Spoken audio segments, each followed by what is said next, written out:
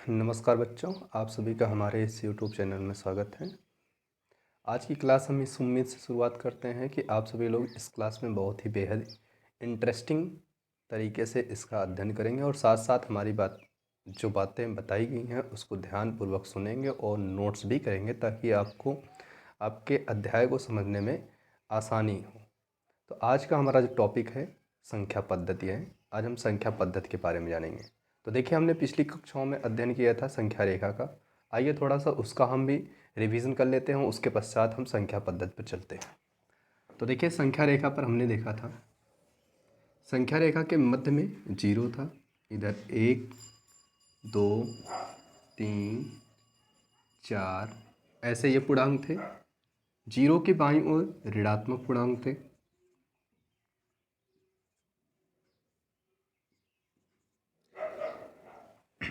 तो यहीं से शुरुआत करते हैं। थोड़ा हम संख्या रेखा पर भी देख लेते हैं। देखिए, संख्या रेखा पे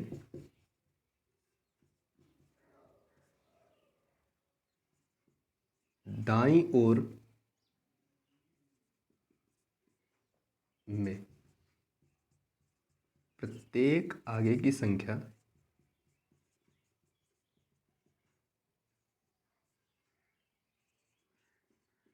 अपने पीछे वाली से बड़ी होती है।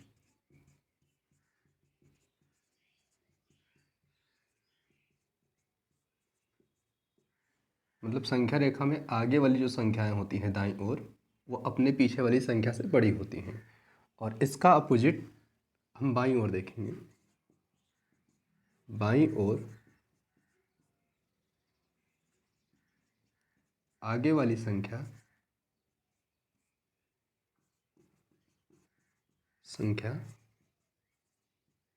पीछे वाली संख्या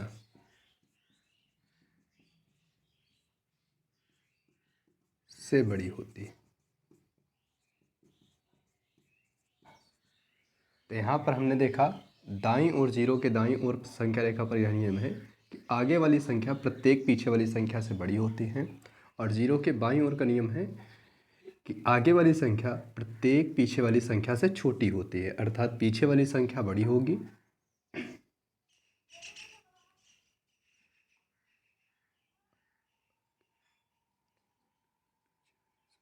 ये थोड़ा रॉन्ग हो चुका है। पीछे वाली संख्या से छोटी होती है, यहाँ पर नोट करना है, छोटी होती है। तो इस तरीके से होता है। अब इसी संख्या रेखा का हमें अध्ययन करना है और जानना है, ठीक है। तो आज हम शुरुआत करते हैं, यानी प्राकृत संख्या। प्राकृत संख्या, नेचुरल नंबर, नेचुरल नंबर यानी प्राकृत संख्या। तो देखिए, हम जिन संख्याओं का प्रयोग जो है वस्तुओं को गिनने के लिए करते हैं उन्हीं संख्याओं को हम प्राकृत संख्या कहते हैं। कहने का तात्पर्य, जैसे हम किसी वस्तु को गिनते हैं तो शुरुआत कहाँ से करते हैं गिनती? 1 से शुरुआत करते हैं। तो 1 से आगे आने वाली जितनी भी संख्याएं होती हैं वो सब की सब प्राकृत संख्याएं होती हैं, अर्थात जिनका प्रयोग वस्तुओं को गिनने के लिए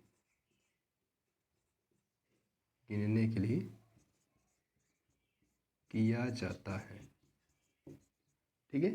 जिनका प्रयोग वस्तुओं को गिनने के लिए किया जाता है वही प्राकृत संख्या होती हैं। इसका प्रतीक यानी सिंबल n होता है।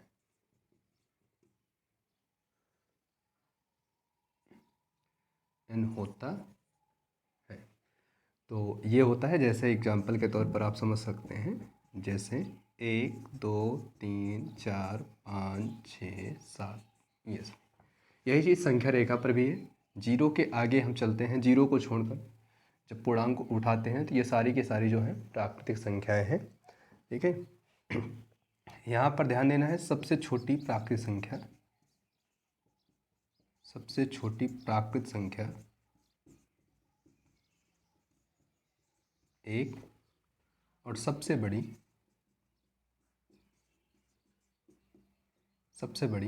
आप सोच के बताइए सबसे बड़ी क्या हो सकती है।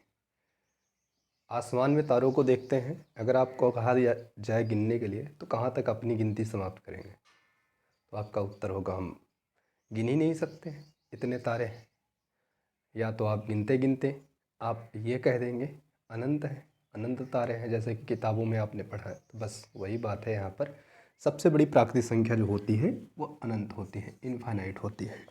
अब इसके पश्चात आता है अगला टॉपिक आता है हमारा, ठीक है। इसके पश्चात हम पढ़ेंगे पूर्णांक, सॉरी पूर्ण संख्या पढ़ लेते हैं, तो उसके बाद पूर्णांक पढ़ते हैं।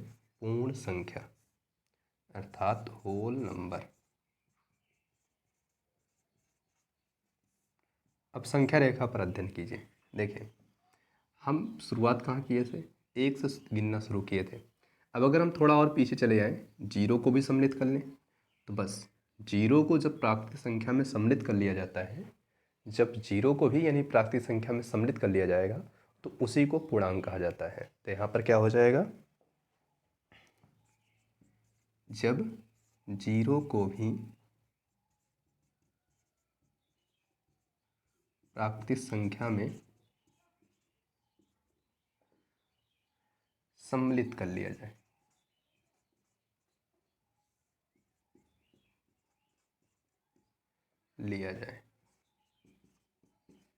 तो उसे पूर्ण संख्या कहते हैं, पूर्ण संख्या कहते हैं। इसका प्रतीक चिन्ह, इसका प्रतीक W है, कैपिटल W। और ध्यान दीजिएगा सारी बातों को आप बहुत ही केयरफुली तरीके से आप सुनेंगे और इसको नोट भी करेंगे, ताकि आपको आगे की कक्षाओं में किसी प्रकार की समस्याएं ना हो। क्योंकि जैसे ही आप अगली कक्षाओं में जाएंगे और बड़ी कक्षाओं में जाएंगे, वहाँ पर प्रतीक चिन्हों का बहुत ही बड़ा खेल है। इसलिए इस चीज़ को समझते रहिएगा कि किसको किससे प्रदर्शित यहाँ पर किया जा रहा है। ये आपके लिए बहुत ही मायने रखते हैं, बहुत बड़े मायने रखते हैं, इसलिए इसको ध्यानपूर्वक आप सभी लोग नोट करेंगे। अब यहाँ पर भी अगर हम पूछें सबसे छोटी पूर्ण संख्या, सबसे छोटी पूर्ण संख्या, सबसे छोटी पूर्ण संख्या, तो यहाँ जीरो होगा। और सबसे बड़ी, सबसे बड़ी तो यहाँ पर भी नॉट डिफाइन है, अर्थात इनफाइनाइट होगा। तो ये रहा आपका यानी प्राकृतिक संख्या और पूर्ण संख्या जो हमने संख्या रेखा पर देखा। अब आइए इससे थोड़ा और आगे चलते हैं। तो अगर आप लोग नोट नहीं किए हैं तो इसको नोट कर लीजिए।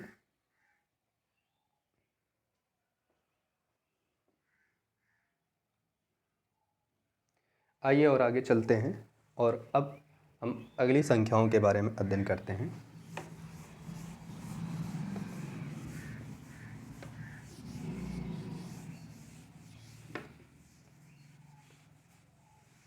तो देखिए इसी संख्या रेखा पर अब आगे आता है हमारा इंटीगर्स यानी पूर्णांक।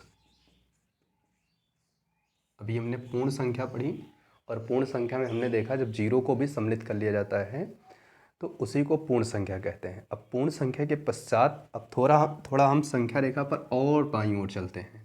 तो जब और बाईं ओर चलते हैं तो अब हमें मिल जाती है ऋणात्मक संख्याएं। तो इन्हीं धनात्मक, ऋणात्मक और शून्य के, ठीक है, पूरे धनात्मक संख्याएं और ऋणात्मक संख्याएं और जीरो को जब मिला दिया जाता है तो उसी को पूर्णांक संख्या कहा जाता है, ठीक है, अर्थात पूर्णांक। देखिए ऐसी संख्याएं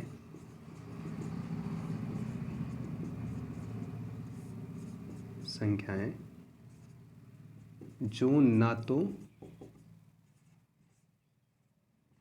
भिन्न में हो और ना ही दशमलव में व्यक्त हो।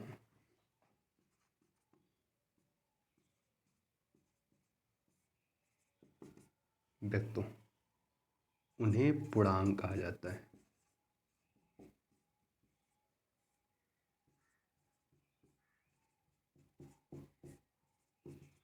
उन्हें पूर्णांक कहा जाता है। जैसे -4, -3, या -2, 0, 1, 2, 3, 4, ऐसे तमाम सारे। ठीक है।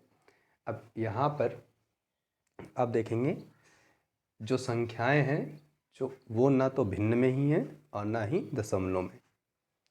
ठीक। तो ये सभी के सभी जो हैं यानी पूर्णांक हैं। अब पूर्णांक को प्रदर्शित किससे करेंगे? तो देखिए पूर्णांक को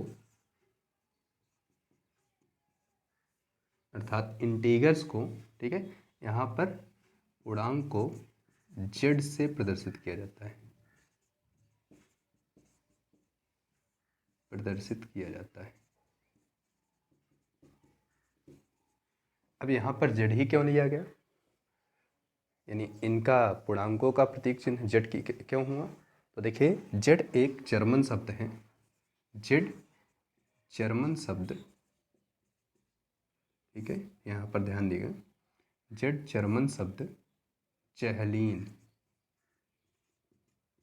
जहलीन, जहलीन से लिया गया है, लिया गया। ठीक है। जिसका अर्थ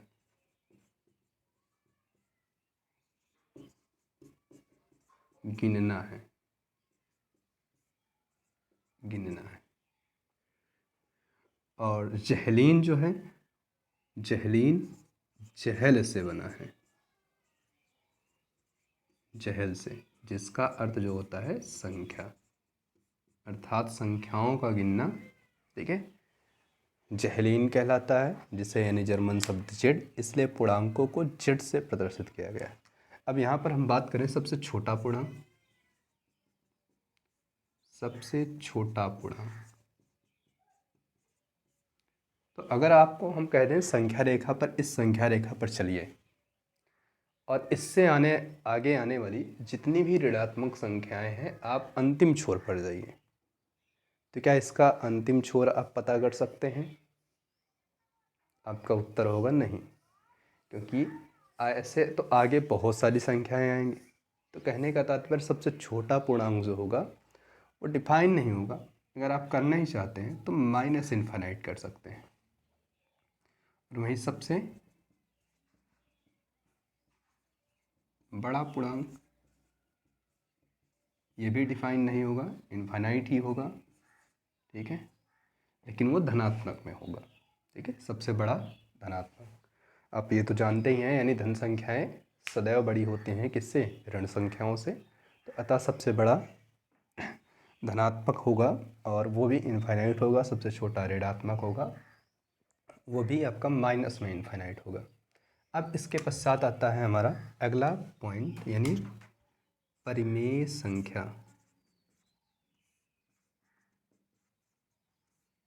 परिमेय संख्या अर्थात रेशनल नंबर।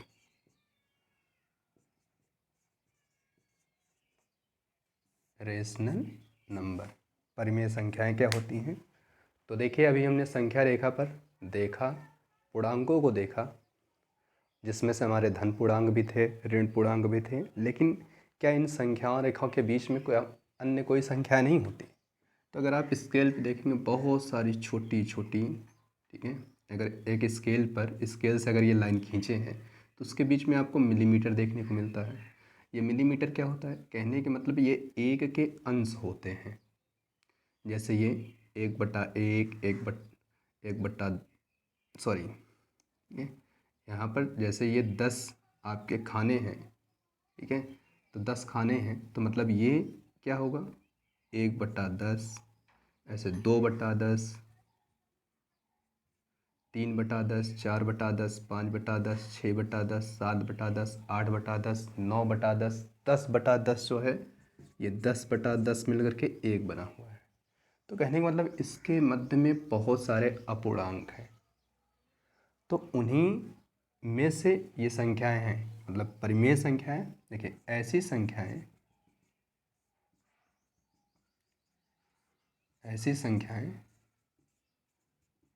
जिन्हें p/q के रूप में लिखा जा सकता है, लिखा जा सकता है, जहां जहाँ q does not equal to 0, अर्थात हर 0 ना हो, ठीक है, हर 0 ना हो उसे परिमेय संख्या कहा जाता है। परिमेय संख्या कहा जाता है। जैसे 0/2, 4/5, -2/3, -8/13, ये सब की सब परिमेय संख्याएं हैं। ये भी परिमेय संख्या है, क्योंकि यहाँ पर बात कही गई है कि हर 0 नहीं होना चाहिए, अंश 0 हो जाए वो बात चलती है, तो इसलिए यहाँ पर ये भी आपका परिमेय संख्या है। ये सारी परिमेय संख्याएं हैं। इसमें नोट क्या ध्यान देना है, नोट के तौर पे समस्त प्राकृत संख्या, पूर्ण संख्या और पूर्णांक परिमेय संख्याएं होती हैं। परिमेय संख्याएं होती हैं, मतलब जितनी भी प्राकृतिक संख्याएं हैं या पूर्ण संख्याएं हैं या पूर्णांक हैं, वो सब के सब परिमेय संख्याएं होती हैं।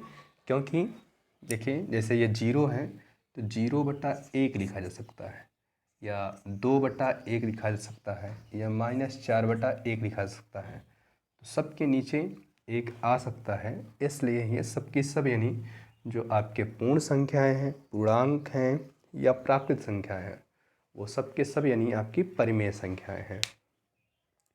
तो आज की क्लास हम यहीं तक रखते हैं। आपको यह क्लास कैसे लगी, आप अपना राय जो है कमेंट बॉक्स में दे सकते हैं।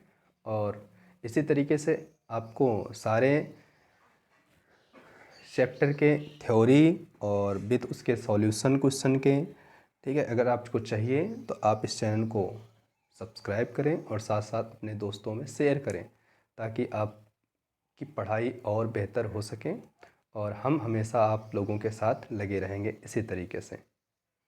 तो मिलते हैं अगली क्लास में।